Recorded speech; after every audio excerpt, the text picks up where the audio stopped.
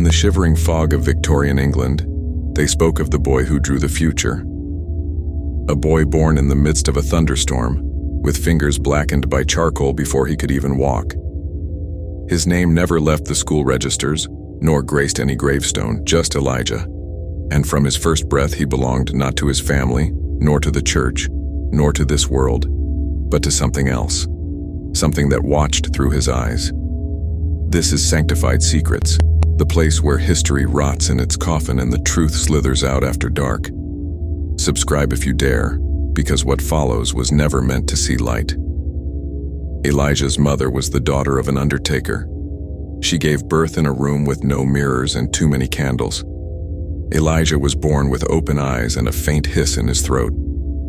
The midwife dropped the scissors when she looked at him. He clutched nothing in his tiny hands, except a streak of soot. She would later find him under his cradle drawing with it on the floorboards, a shape that resembled the family's home, but hollowed out, roofless, crumbling. She wept and burned the plank. He didn't cry. He just stared. By the time Elijah turned 5, he had drawn 27 things that hadn't happened yet, but all of them did. A broken bridge, a strangled dog, a well poisoned with something thick and black. His drawings were not guesses, they were declarations. The townspeople began to whisper. Some crossed themselves when they saw him, some claimed he had no reflection, others said he wasn't aging, not like other children. He never smiled, never blinked in sunlight. His fingers always stained with charcoal, dark as if burned.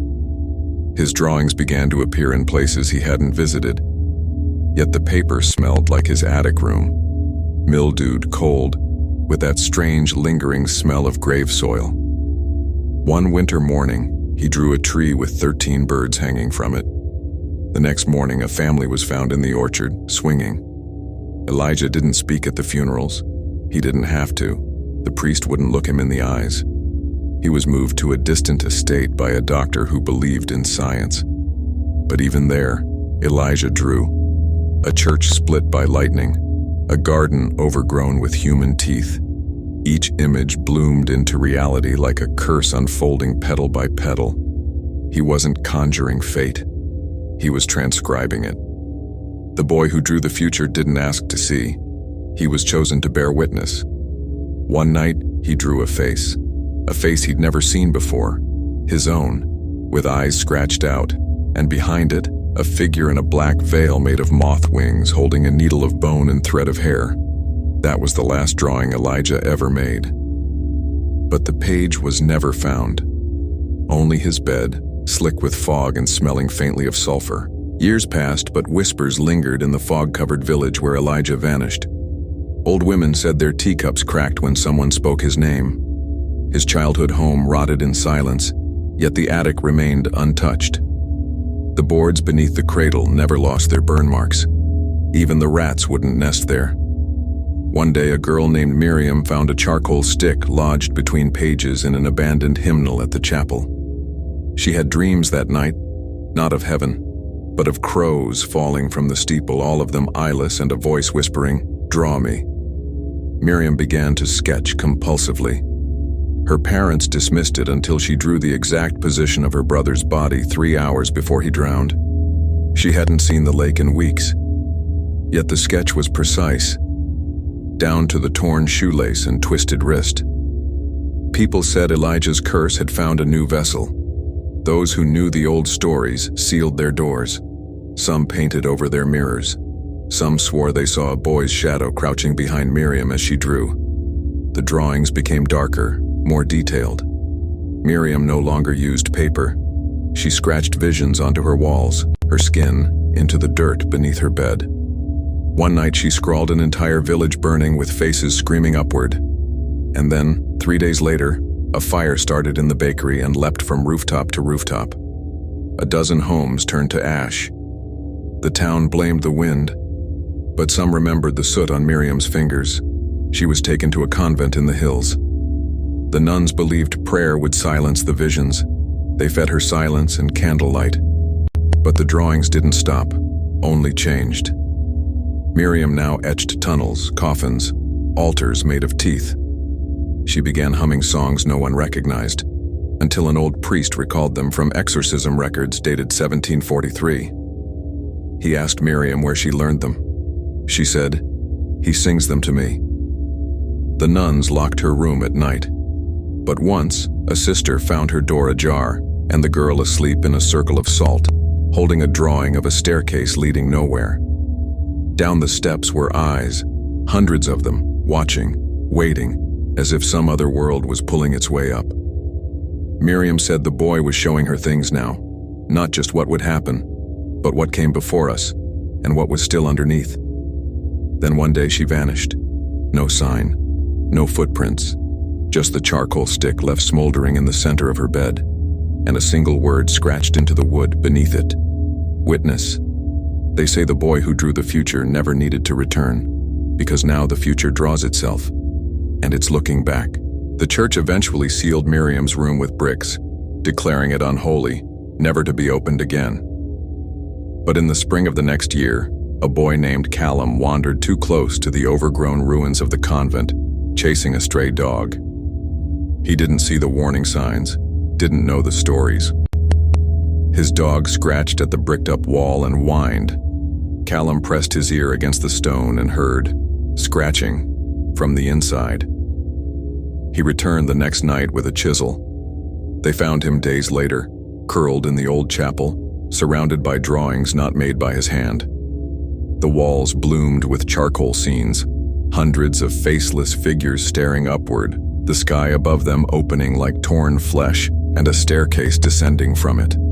Callum's eyes were wide open, but he didn't speak, not even when they touched him. He only wept black tears that stained his cheeks for days. The doctors called it a breakdown, claimed he'd found old soot and smeared it in delirium, but the town knew better. His parents moved away, but their house burned a week later in a silent fire. No flames, just smoke that swallowed the home from the inside. People began to say the drawings wanted to be found, that the boy who drew the future had never vanished, only multiplied. Now, scattered across attics, abandoned schools, empty barns, people began discovering sketches that hadn't been there before. Maps to places that don't exist, names etched in blood-red crayon, faces of people who hadn't been born yet. A farmer once found a portrait of himself hanging from a tree a week before the accident. A teacher opened her drawer to find a classroom drawn in exact detail, with all her students screaming upward, even though they were all silent that day. The authorities tried to trace the origins, calling them pranks, copycats, urban legends revived. But the lines were too perfect, too old. Some charcoal fragments dated back centuries, and every drawing contained the same thing somewhere hidden inside it. A boy in the background, eyes closed, smiling as if remembering something awful. They tried to destroy the drawings, burn them, shred them, bury them in salt. Nothing worked. Some reappeared in other homes. Some drew themselves again on the walls in the night. Some appeared in dreams, etched in the fogged mirrors after a shower. One pastor attempted to collect them all into a vault deep underground, but after the last sketch was sealed, the vault door refused to open. The cameras inside showed darkness. Then, a week later, they showed a light. A single match flaring, and then a hand starting to draw, again. The drawings were never just glimpses. They were invitations, and those who saw too many never slept right again. They'd wake with charcoal on their fingertips and walls whispering blueprints in a language no one ever taught them. Some say the boy who drew the future doesn't just see what's next, he chooses it. There was a girl named Isla, who lived 3 towns over, quiet but curious, drawn to abandoned places like others were to parties. She heard rumors of the boy's drawings and began collecting scraps whenever she found them. Taped behind street signs, tucked in returned library books, hidden beneath floorboards of a condemned motel. She kept them in a red shoebox under her bed. But each morning there were more than she remembered. She began sketching in her sleep. At first, simple things. A window, a feather, a face without eyes. Then more complex, buildings collapsing before they did. A wedding that was called off 2 days later. a name carved into a stone before the man even died. Isla stopped going to school, her fingers always black with charcoal. Her parents thought it was grief or obsession until they opened her closet and found an entire town drawn perfectly across the back wall. A town no one had ever seen, but one that appeared months later on the news, a forgotten mining village uncovered by drought. That's when they tried to stop her, tried to take the box, burn the sketches. The fire went out on its own, and every wall of the house was covered the next morning with one word: leave. They did. Isla disappeared weeks later. Her room sealed shut by ivy growing from the inside out. People whispered she joined the boy, that the future was drawing itself now, using anyone who listened too long. Some even say the drawings aren't warnings, but blueprints. And the more you see them, the more you help build what's coming. The church tried exorcisms. The government tried science. A new agency was even formed, Project Obscura, tasked with locating and isolating the images. They made vaults, machines, digital filters. But still, the drawings leaked. In dreams, in dead pixels on screens, in cracked paint along asylum walls. Some towns went dark altogether, burning every piece of art, banishing pencils and paper. But it didn't help. The boy's gift wasn't in the medium. It was in the mind. He only needed belief, a flicker of fear, a viewer, and then the sketch would begin. He was no longer a boy in most sightings. He was older now, taller, with hollow cheeks and hands stained black. A figure glimpsed behind mirror glass, always watching, never blinking, but still smiling, like he knew how it ended. And it wasn't good. And sometimes, just before the drawings appear, you hear it. A single scrape of charcoal and a whisper. Now you draw. There was a hospital in East Wexham built entirely without windows. It had a single hallway lined with identical gray doors and humming lights that never turned off. They admitted patients who couldn't stop drawing, men who etched symbols into their skin with nails, women who stitched maps into their sheets with strands of hair, and children who didn't speak, but drew spirals that spun when you stared too long. One doctor stayed behind after a lockdown, Dr. Samuel Venn. He documented everything. Patients would sleepwalk to the east wall every midnight and draw with nothing but their fingertips. The wall never showed marks, but the next morning, someone in town would go missing. Every time. Venn tried to stop it, tried to wake them, tried to drug them. Their bodies fought back like puppets cut from strings but still dancing. He wrote in his final log, "They are not sick, they are receivers. Someone, or something, is broadcasting from beneath this reality. And art is the antenna." When they found his body, it had no eyes. His hands were folded over a blank canvas. But under UV light, a city appeared on the paper. It looked exactly like East Wexham, but upside down and empty, except for one figure standing in every window. Same shape, same smile. The hospital is abandoned now, but those who sneak in say you still hear footsteps at night. And if you touch the east wall, your fingers feel dusted with charcoal, and then you start dreaming of doorways, with locks on the wrong side. Some say the boy never aged. He split like shadow and light across time.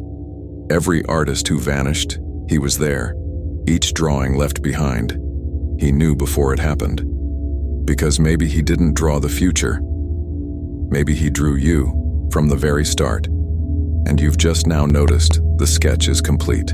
In 1906, a child's crayon drawing was found inside a safety deposit box in a bank that hadn't existed until that morning.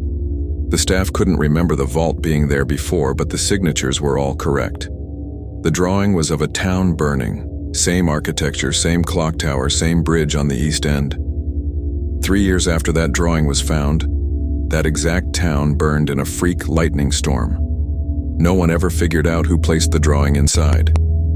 Then in 1921, a painter named Elsa Marigold vanished from her apartment in Berlin, leaving behind a dozen unfinished canvases. Everyone assumed she'd gone mad, but when the paintings were held up to the light, each one formed a different part of a map. When combined, It showed a street grid not found on any known city. Following the map led an archaeologist to a disused tunnel beneath Prague, where they found a single line etched into stone. He draws ahead. In 1997, a high school boy in Massachusetts began sketching his classmates, but always with one hand missing, as if being erased. He didn't know why. A month later, a factory fire cost 5 of them their hands. Each injury was an identical match to the placement in his doodles. He was sent to a psychiatric hospital and wouldn't speak for 18 years. When he finally did, he repeated 2 words in his sleep: "He's back." There are hundreds of these stories. Town drawings before the towns exist, murals of people that haven't been seen since their births, art that screams when painted over. Some say the boy draws not because he knows, but because he doesn't want it to happen. That every canvas is a prison for a thing not yet born. Every sketch a binding, every line a risk. And when you forget to watch him, he moves. In 2004, a janitor cleaning an abandoned art school in Wales found a wall that hadn't been there the day before. It was made of canvas, stitched together from hundreds of small square paintings, all nailed tightly to the wooden frame. When police arrived, the janitor was gone, but his ID badge was found embedded in the canvas, pressed beneath a new layer of fresh paint, a perfect portrait of his terrified face. No brushstrokes, no signature, just fear. In 1978, a blind girl in Austria began drawing vivid cityscapes in charcoal. Every window she drew had someone screaming behind it, mouths open in agony. A year later, an earthquake leveled a 10-block radius in Bucharest, the exact skyline she had drawn, down to the cracks in the walls. One of the rescuers recognized her work. He had bought one of her drawings at a train station and kept it in his wallet. In the rubble, they found every building from the drawing, flattened. In the drawing's corner was a figure she never remembered sketching, a boy with no eyes and no mouth, holding a paintbrush made of hair. Then in 2022, a live streamer exploring an abandoned orphanage in Nova Scotia stumbled on a basement room covered in soot drawings. Every wall, floor, and ceiling surface was layered in black crayon marks, chaotic, angry. But at the center of the room, untouched by fire or time, was a child-sized chair. On it sat a sketchbook. Its last page was blank, until the camera light hit it. Then a line appeared, then another, until a hand began to form. The stream went black. His followers said the last words heard were whispered in a voice that sounded like 3 people speaking at once. "I have one more to finish." In 1949, a German psychiatrist named Dr. Hermann Weiss documented a boy in Bavaria who drew in his sleep, his hands moving across the paper as if guided by something unseen. The boy never spoke, never blinked, but every night he drew strange scenes from places he'd never been, cities he'd never heard of, and horrors he should never have known. He used no pencil. Only his fingers dipped in a mixture of ash and animal blood. His parents swore they never taught him to draw, and yet the detail was inhuman.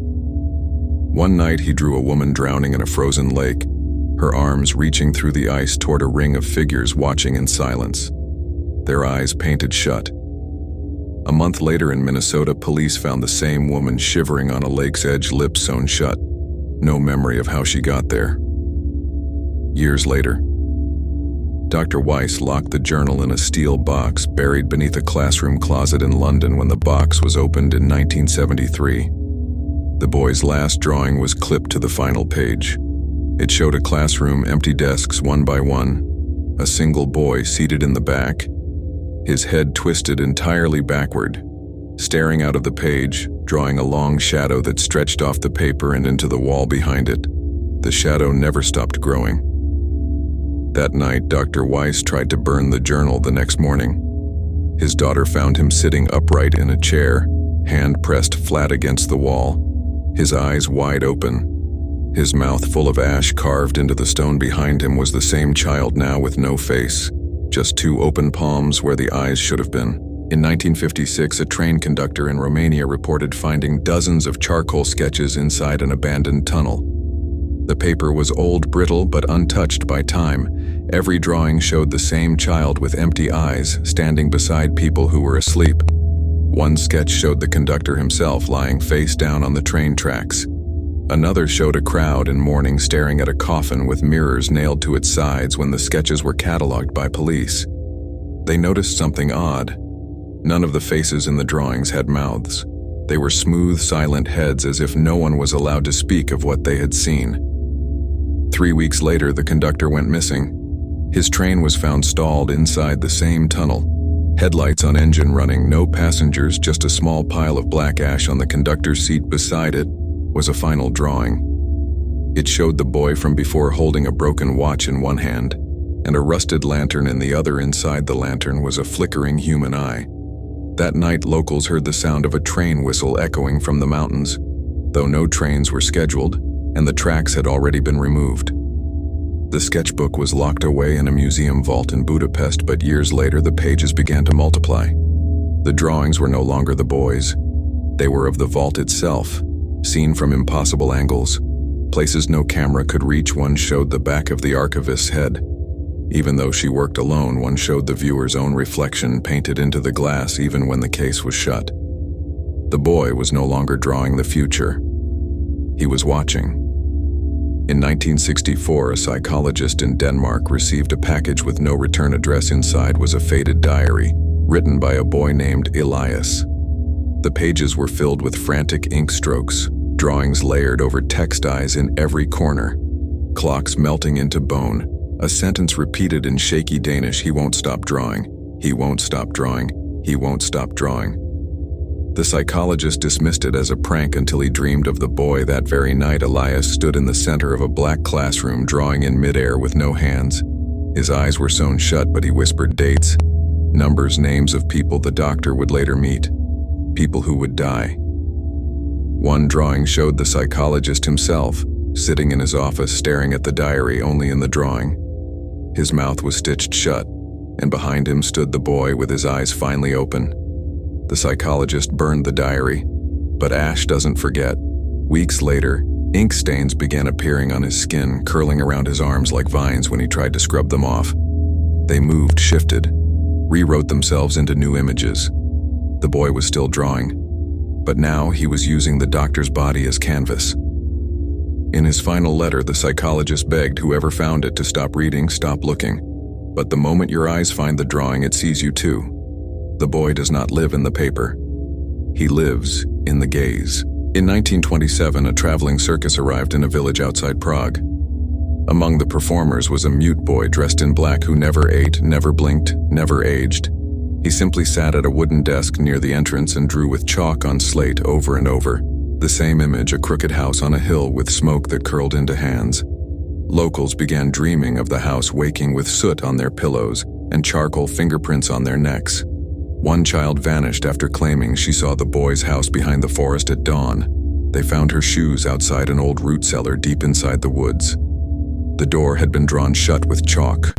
No one could open it. The circus left overnight, but the boy remained his desk abandoned in the field, his drawing still fresh, not smudged, not faded, as if the chalk had bled into the stone itself. Years later, a photographer developed a roll of film taken near the same village. Behind the blurred trees in frame 3 stood a small figure in black, drawing in the dirt, staring at the lens, his eyes completely white. Each print of that photograph eventually turned to ash without flame. Each owner reported dreams of the house, dreams of chalk dust rising from their throats. He is not just a boy. He is the echo of what children fear before they know words.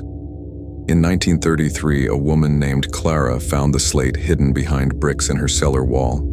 She was renovating her father's old farmhouse near Brno. The slate was cold, humming slightly as if alive, and on it, the same crooked house with smoke shaped like hands. She laughed at first, thought it was a prank from a past tenant, until the chalk mark on the house's door began to flake off onto the floor each night. More dust each morning, a louder hum. Her husband began talking to someone in his sleep, whispering in Czech mixed with Latin words they did not know. Clara once caught him standing in the garden in his nightgown, drawing symbols into the dirt with his fingers, muttering, "He's inside now." They burned the slate in their fireplace. It screamed but left no ash, only a fine black powder that would not sweep away, not even after 7 days of rain. After the fire, Clara stopped speaking entirely. Her lips still moved in her sleep, repeating a name they had never heard. Gregor. A neighbor's child said he saw her in the forest, feeding drawings to the trees, pages that curled away as if eaten by the bark itself. The boy who draws waits for someone to finish what he started. He leaves the last door undone for us to open. In 1951, in a village outside Minsk, a schoolteacher named Alina found a bundle of old paper sewn into the lining of her attic beams, drawings made in charcoal, each one depicting different children asleep in their beds, but with their eyes open. The children were not hers, not her students. She didn't recognize a single one, but each face stared directly forward, their pupils blackened with pressure, strokes as if stabbed with the chalk. One child in the drawings had no face at all, just a white circle, a body bent backwards in a shape impossible to mimic. Alina felt her breath catch every time she looked at it. She locked the drawings in a metal file box beneath her desk by morning. The box was gone, replaced with a single clean slate on her desk and the circle child drawn again in perfect charcoal.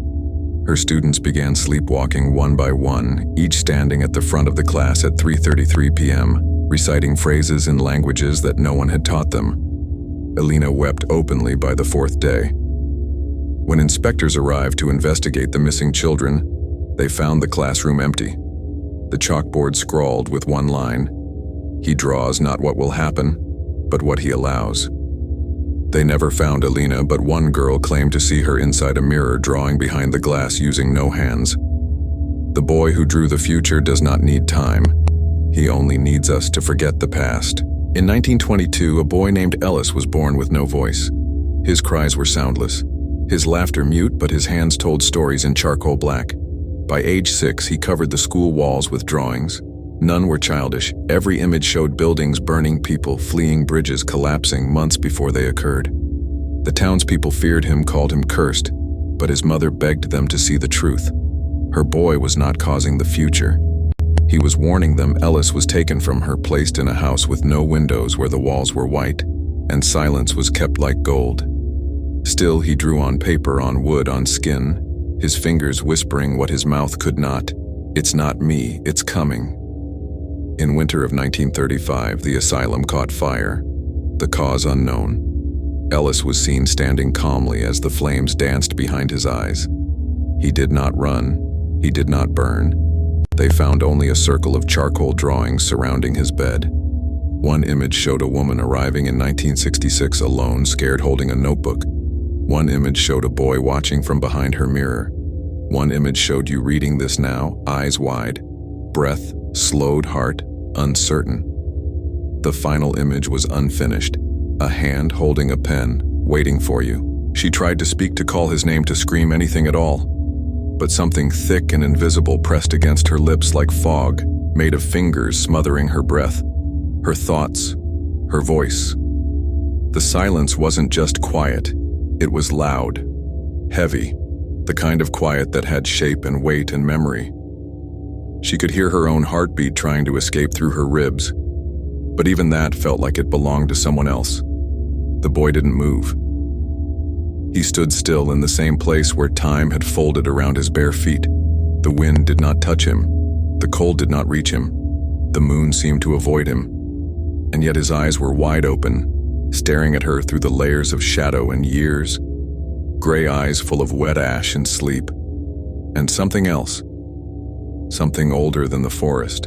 Something that didn't blink slowly. He lifted the book toward her arms, stiff like a puppet on strings, as if offering not a gift, but a burden. A curse returned to its rightful owner. The leather cover was cracked, blackened with time and breathless secrets.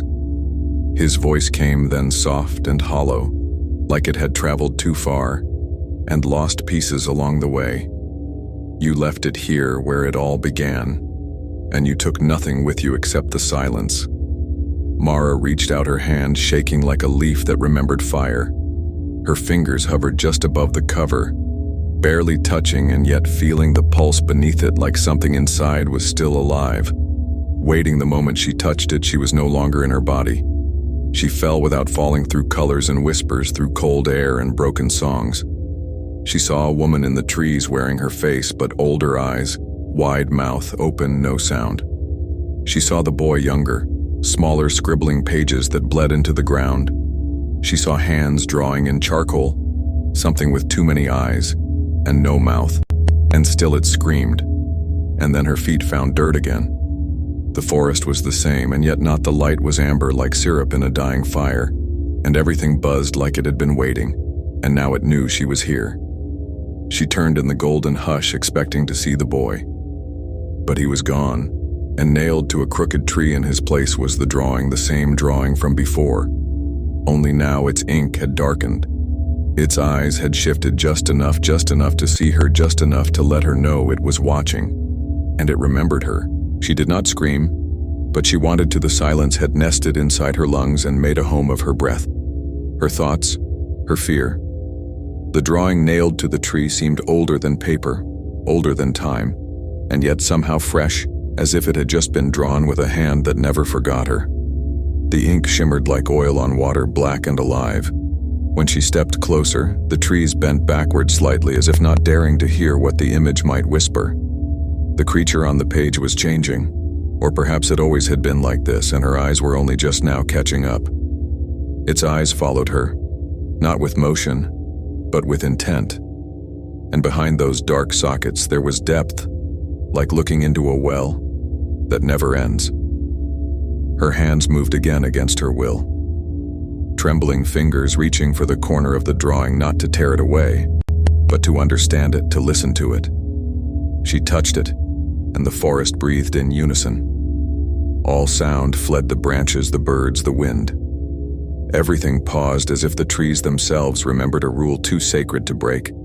She felt the bark cold and damp beneath the paper, and something beneath it pulsed once like a hidden heart.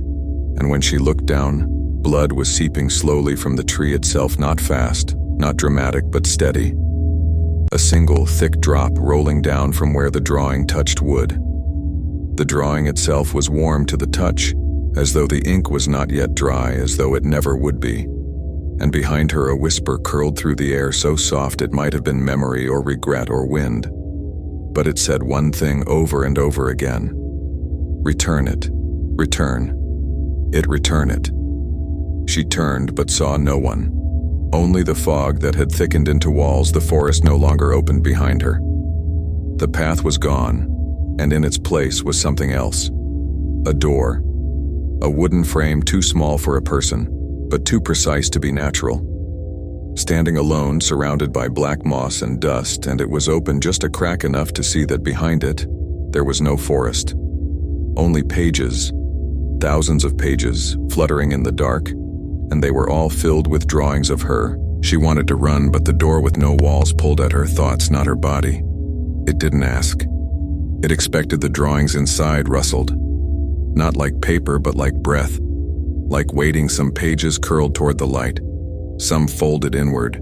Ashamed each one, a portrait not exact, not identical, but iterations of her captured not just in face but in fear. In memory. In all the versions of her that had ever felt watched. A step forward, and the ground moaned beneath the moss as if alive and offended. The door yawned wider, slow and deliberate. No creak. No sound. Only the shift of unseen pages welcoming her or warning her. Her fingers brushed the edge of the frame, and it felt slick. Not with water, but something colder. Like the memory of tears, and she remembered something not hers. A room, a boy, a voice that said, "It always begins with the drawing, always ends with the mirror." And when she looked up, she saw one mounted above the door. Cracked down, the center fogged from within, and in the reflection she wasn't alone. A figure stood beside her, tall, thin face like static, unmoving except for the eyes that flickered like candlelight in wind. She turned fast, but nothing waited. Just the door, just the forest, just the hush that wrapped around her ankles like roots. She stepped closer. The figure still watching through the mirror. Not moving, but closer. Somehow. Every blink made the crack longer and the frame around it older, and in the silence a hum began low like bees behind walls or voices pressed under earth, and it came from inside her chest, like her bones were vibrating in sympathy with something calling her home. Something not hers, not kind, not cruel, just inevitable. She crossed the threshold and the air changed, not colder, not warmer, but wrong, like stepping into a memory that doesn't belong to you.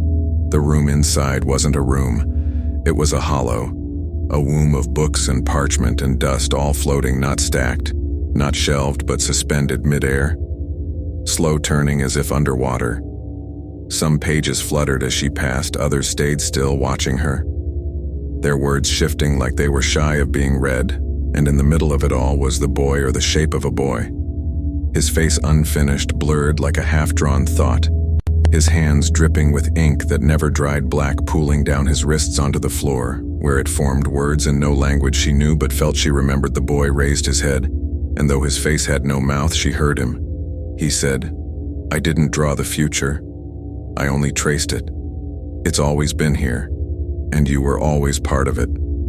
The ink on the floor began to ripple, not with motion but with memory. Flashes of her own life, refracted, twisted, shone through a glass she never agreed to hold. The boy reached toward her, and the air pulled her forward. Not cruel, not kind, just certain. Her hand met his, and in that touch was the scream of every version of herself that had ever wondered what if, and every answer was drawn on the ceiling above in spirals that moved when she blinked. Drawings of her falling, drawings of her watching herself burn, drawings of her standing right here forever, and one of her leaving, but with eyes that had never seen. As the wind howled through the broken window panes of the orphanage attic, Jonah stood before the last blank page. He hadn't slept. His hands trembled, not from cold, but from everything he now knew. This page, it wasn't meant to show the future of someone else. It was his. The moment he touched pencil to paper, the attic seemed to dissolve into a silence deeper than sound. One by one, the shadows peeled back. He saw himself, older, walking freely in the sun. No sketches, no whispers, just a normal life. Tears welled in his eyes. Was this real, or another cruel hope? But then the lines on the paper shimmered. The pencil, long worn down to a nub, rolled gently across the floor. The room filled with golden light. And when it faded, Jonah was alone. The book was gone. The curse was over. Downstairs, the doorbell rang. A woman stood outside, holding a document and a single photograph. Jonah as a baby. "I've been looking for you," she said, smiling. "You have a home now." He didn't need to draw it. It was finally real. The future wasn't drawn. It was forgotten. And maybe that's why it finally became safe. Subscribe to Sanctified Secrets for more lost tales and buried futures.